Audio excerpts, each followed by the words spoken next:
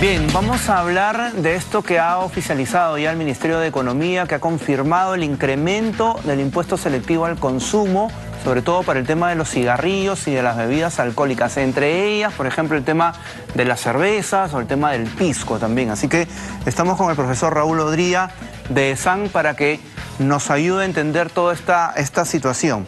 ¿Cómo está, profesor Odría? Muchas gracias. Muchas gracias por esta invitación. A ver, primero para que de una manera didáctica le explique a todos los televidentes, ¿qué es el impuesto selectivo al consumo? Es un impuesto que busca evitar el consumo de ciertos productos que, entre comillas, podrían ser dañinos utilizados en exceso, como es claro que es el alcohol, como es el tabaco. El tabaco. ¿Correcto? Pero esta medida, como he mencionado, promulgada entre gallos y medias noches el día de ayer, sin una coordinación con los gremios ni con la información al mercado, ha causado pues una sensación negativa por muchos motivos. No, de ninguna manera estoy diciendo o incentivando el consumo de alcohol o consumo de cigarros, está claro. Pero esta medida afecta la economía en un momento de recesión como la que estamos viviendo, y no ha cambiado con respecto al año pasado en que se decidió postergar esta medida. Claro. Es un momento totalmente inadecuado que no solamente va a afectar a las empresas que importan y que venden estos productos, sino a la microempresa, a las bodegas. Ya se ha previsto una reducción de casi el 5% de sus ventas. Y eso por un lado. Por otro, es totalmente equivocado pretender disminuir el déficit tributario que se ha generado, que ya supera los 10 puntos porcentuales en cifras oficiales, tratando de aumentar los impuestos.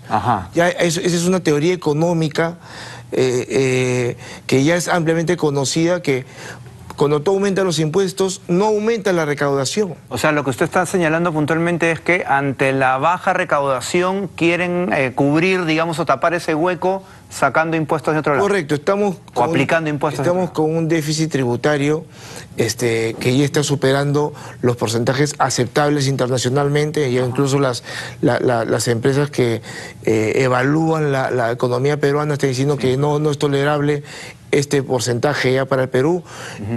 Una menor recaudación que, como dije, está por el 12% comparativamente con el año pasado, pero estas medidas, por el contrario, en vez de solucionar estos problemas tributarios y económicos, los van a acrecentar. Claro, porque el año pasado recuerdo que se hizo el pedido, ¿no?, para que no se incremente, y se aceptó por parte del Ministerio, pero ahora sí, ha venido este reajuste. Y a raíz de esto, ¿cuál es la metodología, digamos, por llamarlo de alguna forma, que se utiliza para hacer estos ajustes o reajustes? ¿De qué depende? Realmente tendría que haber una evaluación económica, correcto, pero al parecer no la ha habido, porque si se hubiese hecho seriamente no se hubiese aprobado este aumento.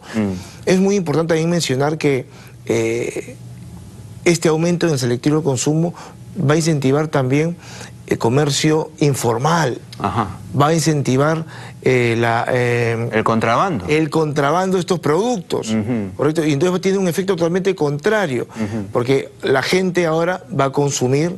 Y hay cifras oficiales, incluso de la zona de Latinoamérica, que la gente consume tabaco, pero que es importado, o perdón, no, traído por contrabando de manera ilegal. 8 de cada 10 cigarros son consumidos de manera ilegal.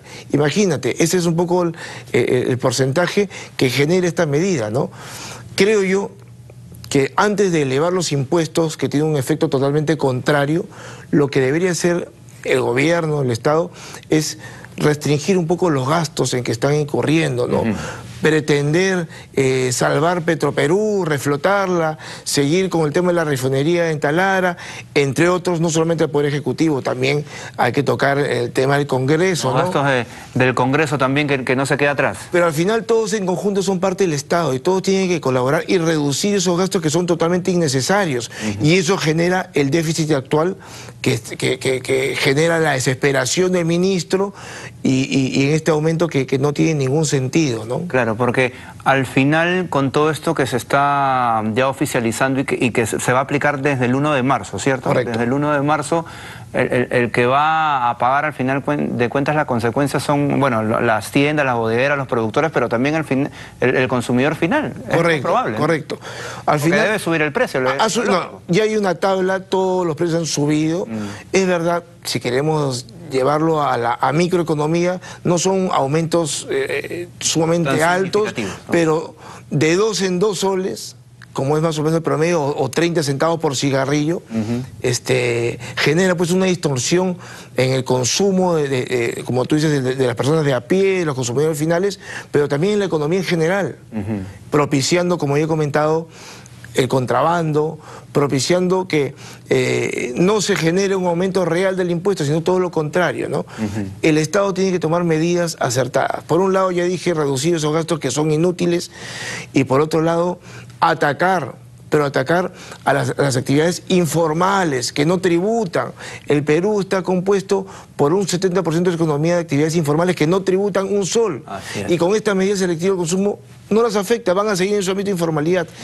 La SUNAT, el Estado, el Ministerio de Economía tiene que direccionar su mira sobre esa actividad informal y no seguir presionando a la actividad privada que a duras penas puede soportar esta recesión, que los puede sacar del mercado. Y siguiendo con eso que usted está señalando, digamos, ¿cuál debería ser la estrategia para lograr una mayor y mejor recaudación este año, a diferencia del que hemos cerrado, por ejemplo? Es difícil, porque todo se ha reducido. Es más, no ha habido el llamado efecto rebote con el tema de la pandemia, entre otros.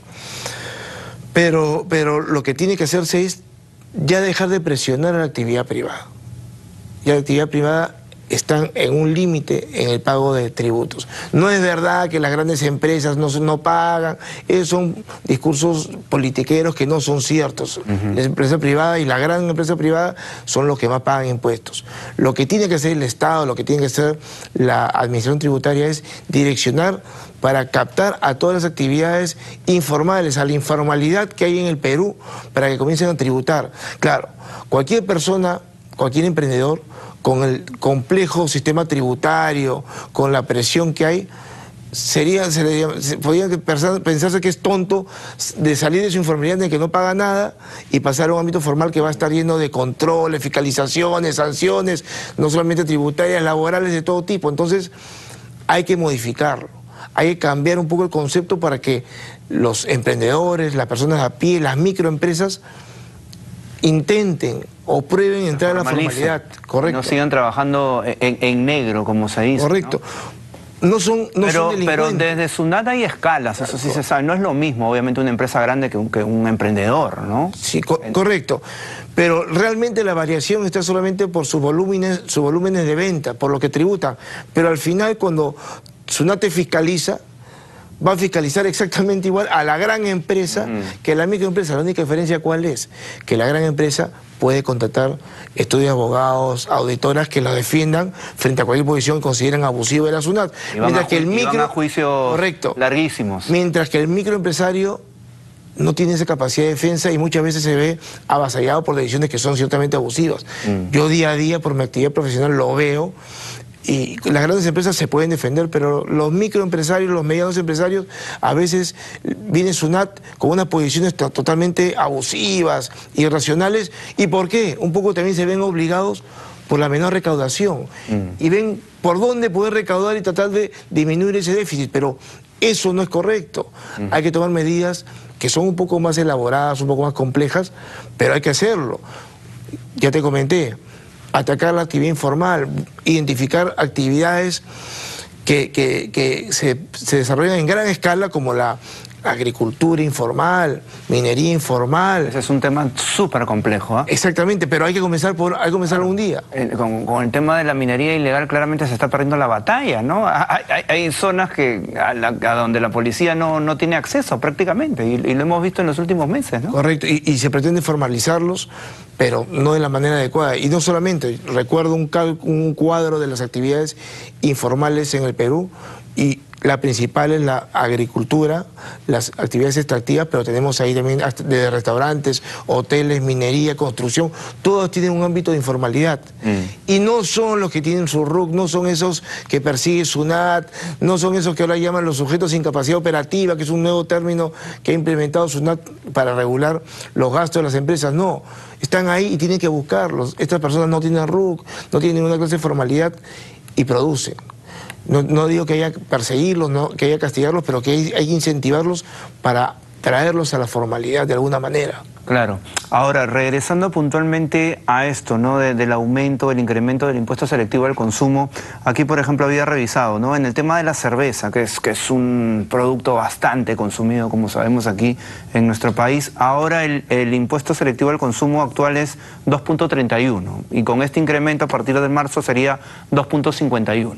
Tampoco es que sea tan significativo, ¿no? Lo que venía diciendo. El cálculo da... El tema es el volumen. Va como 2 soles por litro aproximadamente, no tengo la cifra exacta en la cabeza, pero sí, claro, pero tú tienes que verlo a gran escala, ¿no? Claro. En la producción de todos los litros de cerveza que se venden, y además porque eso genera una reducción, el aumento del precio genera una reducción en las ventas de las bodegas, de las microempresas. Ya los gremios que agrupan a estas actividades han salido a protestar. Han protestado, se han pronunciado porque es una medida pues que no está siendo pensada, porque va a afectar de repente no a lo que tiene la posibilidad de pagar siempre, cueste 10 o 20, va a poder pagar la botella de licor o la cajetilla de cigarros sin problema, pero sí va a afectar a las personas de menores recursos que de alguna manera también tienen derecho a esta clase de consumo, y simplemente, ¿qué van a hacer?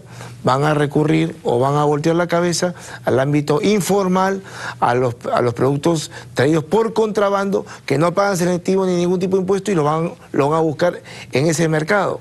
Esa es la consecuencia directa. Correcto. Bien, muchísimas gracias, profesor Odría, por estar aquí con nosotros en nuestro bloque económico. Cerramos el bloque de economía gracias a ESAN.